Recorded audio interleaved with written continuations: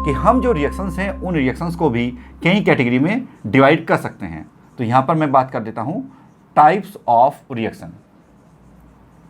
Rate of reaction के base पर कितने टाइप की रिएक्शंस होती हैं हम उसकी बात करेंगे। तो देखिए, एक रिएक्शन तो हमारे पास हो सकती हैं जिनको हम लोग कहेंगे यहाँ पर इंस्टेंटेनियस रिएक्शन।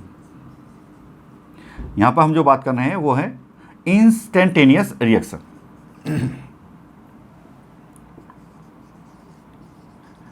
तो देखिए, एक तो वो रिएक्शन हो गई जो कि इतनी फास्ट होती हैं कि आपने रिएक्टेंट को मिलाया और तुरंत वहां पर प्रोडक्ट बन गया। तो दे आर वेरी फास्ट। इनको आप लोग क्या कह सकते हैं? They are very fast reaction. देखिए, इनके बहुत सारे एग्जांपल हैं। जैसे एक्सप्लोसिव रिएक्शन जितनी भी हैं वो सारी की सारी वेरी फास्ट रिएक्शन की कैटेगरी में आएंगी। तो यहाँ पर अगर हम चाहें तो एक एग्जांपल यहाँ पर लिख सकते हैं और वो है एक्सप्लोसिव रिएक्शन। तो जितनी भी हमारे पास में एक्सप्लोसिव रिएक्शंस होती हैं वो सभी वेरी फास्ट रिएक्शन की कैटेगरी में आएंगे ही आएंगे। जो सेकंड हमारे पास में रिएक्शन हो सकती हैं इनको हम लोग कह सकते हैं यहाँ पर फास्ट रिएक्शन।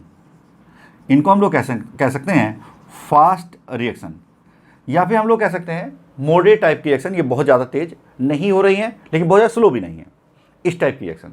तो जो नॉर्मल टाइप की ऑर्गेनिक केमिस्ट्री की रिएक्शंस होती हैं या जो नॉर्मल टाइप की रिएक्शंस होती हैं वो एक्चुअल में फास्ट रिएक्शन या फिर मॉडरेट रिएक्शन की कैटेगरी में ही आती हैं। जैसे सपोज दैट आपके पास में ये रिएक्शन है, आपने यहाँ पर लिया कि मेरे पास में N2+3H2 है एंड दैट गिव्स अमोनिया। तो अगर इस टाइप की कोई रिएक्शन आपको मिल रही है तो ये रिएक्शन ना तो इतनी फास्ट है और ना इतनी स्लो है, लेकिन रिएक्शन होती है, इसलिए इस रिएक्शन को हम लोग फास्ट रिएक्शन या फिर मॉडरेट टाइप की रिएक्शन में रख सकते हैं। और एग्जांपल देख लेते हैं। जैसे मान लिया हमने कहा कि H2+O2, तो दैट इज इक्वल टू, यहाँ पर हमारे पास में बनेगा H2O। तो देखिए, थोड़ा सा इसके लिए ध्यान रखेंगे, जो ये वाली रिएक्शन है, जो हमारे पास में ये वाली रिएक्शन है, ये रिएक्शन अलग अलग सिचुएशन में अलग अलग टाइप की हो जाएगी। जैसे अगर आपने इसका टेम्परेचर बहुत ज़्यादा कर रखा होगा तो ये रिएक्शन चली जाएगी यहाँ पर इंस्टेंटेनियस रिएक्शन की कैटेगरी में, अगर टेम्परेचर बहुत ज़्यादा होगा।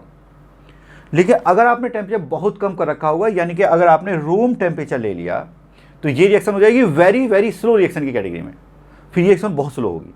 लेकिन अगर मान लीजिए नॉर्मल टाइप का टेम्परेचर है, टेम्परेचर बहुत ज़्यादा भी नहीं है बहुत कम भी नहीं है, तो उस कंडीशन में आप इसको मॉडरेट रिएक्शन या फिर फास्ट रिएक्शन की कैटेगरी में ला सकते हैं हम।